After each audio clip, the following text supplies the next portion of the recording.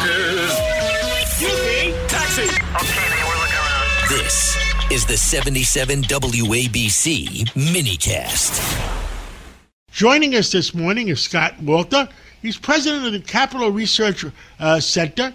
And Scott testified before Congress this week on foreign money being influencing our elections, and some of it is being used to go through charities. Well, Scott Walter, tell us what the heck is going on. We've been talking about it here at WABC for a long time. Can we get proof? Well, you know, this is the thing, right? Some of these guys are really squirrely. Roy Singham is one of the top ones, and he has been a Maoist since he was a teenager. And despite the fact that he was able to make $750 million off of a business that he built and sold, right? So obviously America did right by him, but he still hates America, and Maoists are not the most honest people. So the New York Times, however, did a lot of good reporting on his international network, and they say it's hundreds of millions of dollars that he has poured through a vast network of groups, some of which, of course, are very happy to have riots, incite riots in America, like the People's Forum there in New York City, which is notorious. Understood. Now, how does, we used to have the FBI, we have everybody. How can this happen to us? I mean, the word I hear is a lot of these foreigners that are putting money through charities is also, some of it is foreign government money that's being siphoned through them and and they use these people.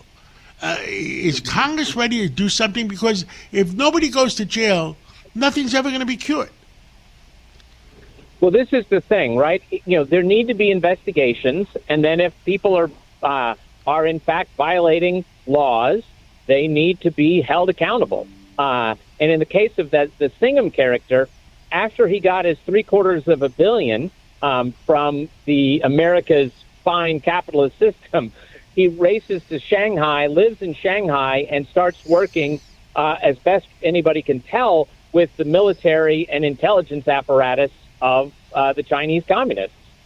So, but it's all possible in this. What they're doing in this country is only possible because our homegrown left has created an amazing nonprofit system where they can do all kinds of political things through nonprofits that are including charities, which of course are not supposed to be changing our politics.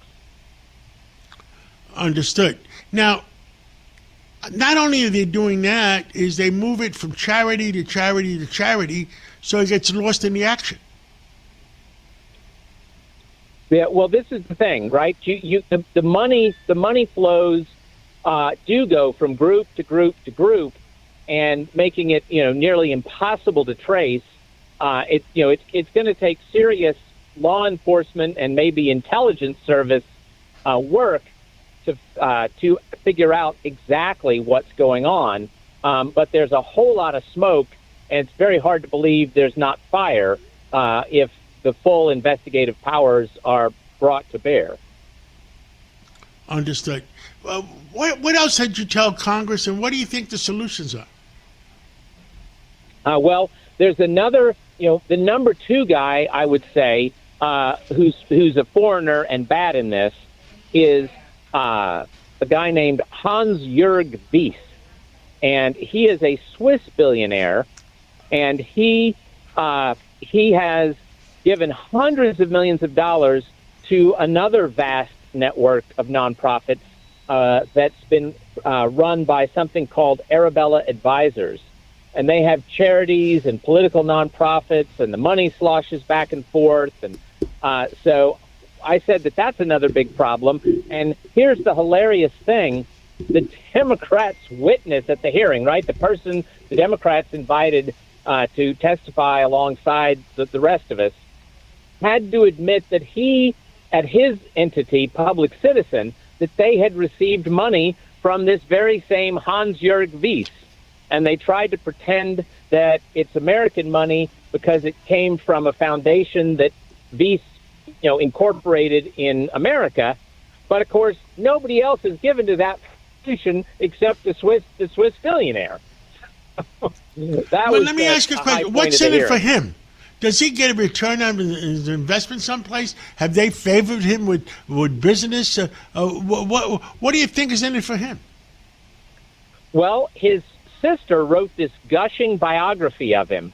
And in that biography, what she said is that he wants to fundamentally transform America, like an Obama or Biden's people or on, or, George Soros. I mean, some billionaires, have this crazy idea that they need to change America in these big, profound ways so that we're not so terrible the way we are now. And, of course, they say this even though they're doing extremely well in our system. Well, let me tell you, Scott, it's crazy, and I hope the problem is there's a lot of money being spent that if the Republicans lose Congress, then the investigations go away and we're back to where we started from in deep doo-doo. Why do you think that? Well, Scott, please, you're always welcome to come on WABC, and please keep us informed of what's going on in Congress. And thank you for for letting the American people know. My pleasure. LifeLock, how can I help?